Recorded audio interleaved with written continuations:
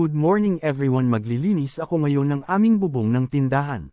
Medyo mataas-taas na rin ang kinalalagyan ko, almost 4 meters above the ground, daming kalat na tuyong dahon galing sa iba't ibang puno, lalong-lalo na ang puno ng kawayan. Ito ang magiging sanhi ng pagbabara ng mga alulod at tubo, na siyang daluyan ng tubig sa panahong bumuhos ang malakas na ulan. At ang isa pa, ay makakasira ito ng kisame, dahil sa pag-agos ng tubig sa loob, pagkababad sa basa, at pagbabara nito. Kaya dapat nating pag-ukulan ng oras, upang tanggalin ang mga daong nagkalat sa bubong. Yun nga lang mahirap-hirap linisin, dahil sa hindi patag ang bubong, at dahan-dahan sa pagkilos, upang maiwasan ang pagkasira nito.